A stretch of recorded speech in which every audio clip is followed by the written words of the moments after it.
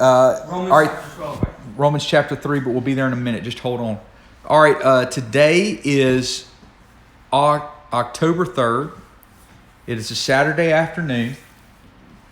And this is a Bible study that we do at the Stokes house.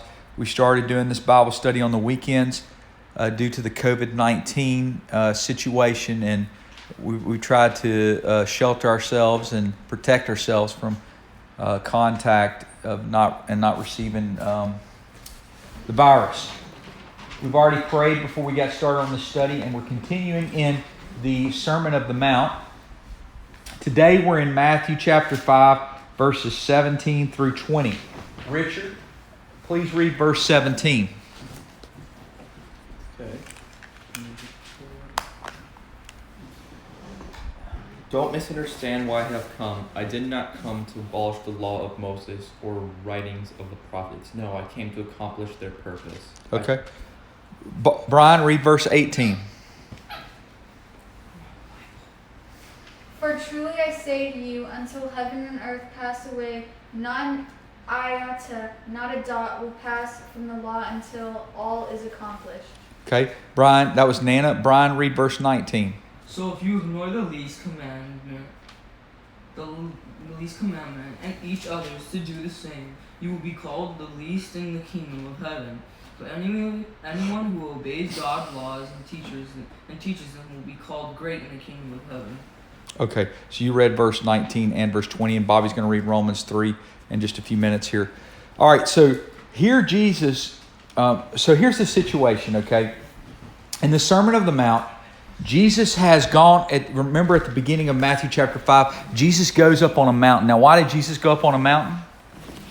Pray God. Not in this occasion. This occasion, he went up. It's like, and it probably, for our understanding, it was probably more like a big hill. There's a crowd of people, and Jesus, so that everybody can see and hear him, he goes up the side of the mountain, right? He goes up the side of the hill, and from that side, so his voice is projected, he's teaching a large group of people.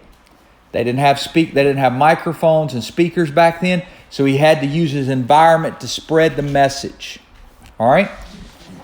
Now, we've already reviewed the Beatitudes a couple weeks ago, where the Beatitudes are the attitudes that you need to be having, right?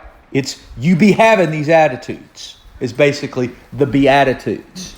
So Jesus is telling us, Bobby, you be poor in spirit, for yours is the kingdom of heaven.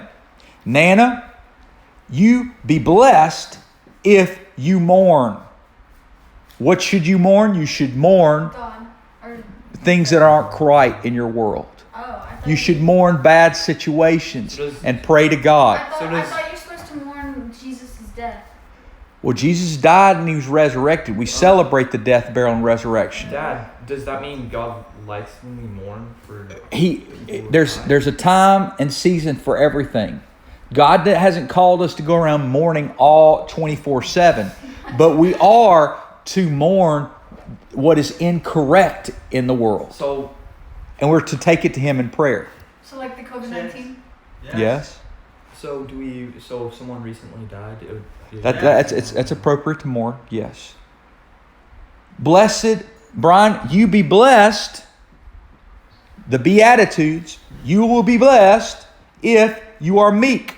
You're not proud like certain sports figures who go around slamming on their chest saying they're the man.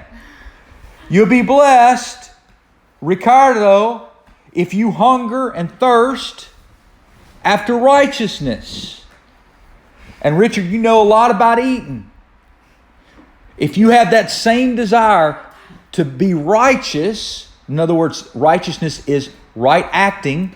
If you had that hunger and thirst after. So those are the examples of the Beatitudes that we previously studied. Then right after that, Jesus goes and says to be salt and light.